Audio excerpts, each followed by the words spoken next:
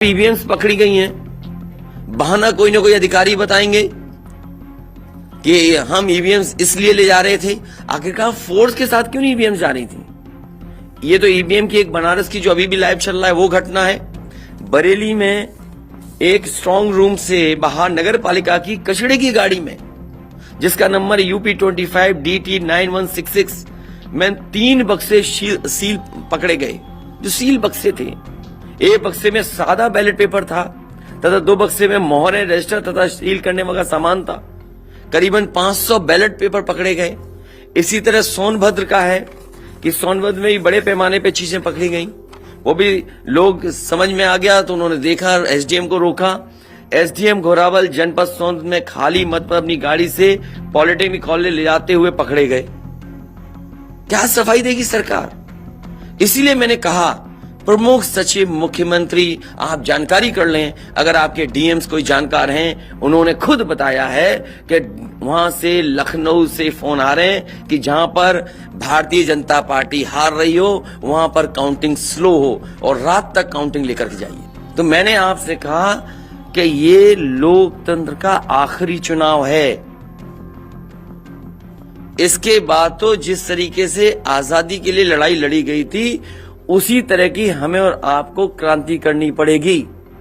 मैं तो अपने नौजवानों से अपील करूंगा कि जहां किसान इतने साल बैठे रहे तब सरकार झुकी।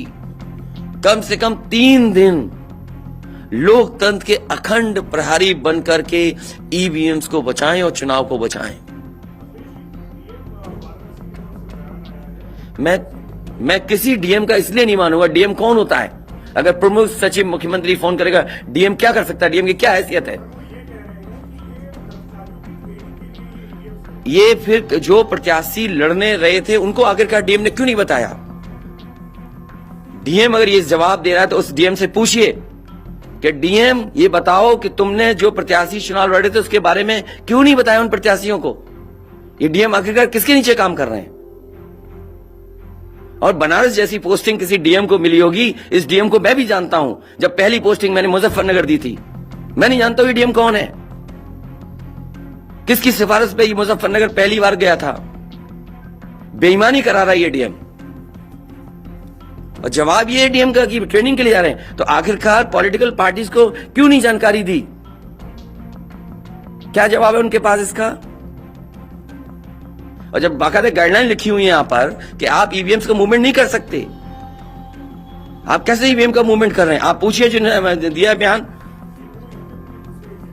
अरे भाई, मैं तो कह रहा हूं किसी आपने जो पॉलिटिकल चुनाव लड़ रहे हैं उनके बारे में क्यों नहीं बोल रहे हैं आप? और आप भी डीएम की बात को मानते हो। वो वर्जन इसलिए बोल रहे हैं क्योंकि सरकार एक भाषा बोलेगी, ऊपर से नीचे तक भाषा एक बोलेगी। आप बताइए, जब समाजवादी सरकार का चुनाव था, इलेक्शन कमीशन ने जो शिकायत की उस अधिकारी को हटाया गया? आज इलेक्शन कमीशन ने किसी अधिकारी को हटाया हो? एक अधिकारी अगर इलेक्शन कमीशन हटाया हो तो बता दो। मुझे कोई उम्मीद नहीं। इसीलिए मैं कह रहा हूं कि लोगों को लड़ना पड़ेगा। अगर लोकतंत्र बचाना है तो कहीं ना कहीं तैयारी करनी पड़ेगी लोकतंत्र बचाने के लिए। जो गाइडलाइन है, आज जो बैलेट पेपर पकड़े गए हैं सोनभद्र में, जो बैलेट पेपर पकड़े गए हैं आपके बरेली में, जिस तरह ईवीएम्स को ले आया जाता है, ये सवाल बड़ा है। अधिकारी वही भाषा बोलेंगे जो उनको बोलने के लिए सरकार कहेगी। वो नहीं चाहते कि ओम प्रकाश राजभर जी क्या भूल गए? इलेक्शन कमीशन याद नहीं है? ओम प्रकाश राजभर जी नॉमिनेशन के लिए गए, इनको अपमानित नहीं किया गया?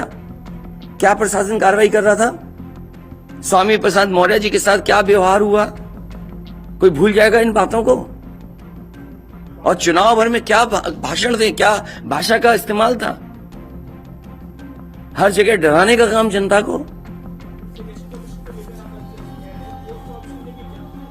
ये अलग बात है। कम से कम इलेक्शन कमीशन को ये देखना चाहिए, खुलेआम जनता देख रही है, आज के जमाने में लाइव है कि किस तरीके से ईवीएम्स को ले आया जा रहा था। चुनाव आयोग को सबसे पहले जिलाधिकारी बनारस पे कार्रवाई करनी चाहिए कि आखिरकार उसने किसी को कॉन्फिडेंस में क्यों नहीं लिया।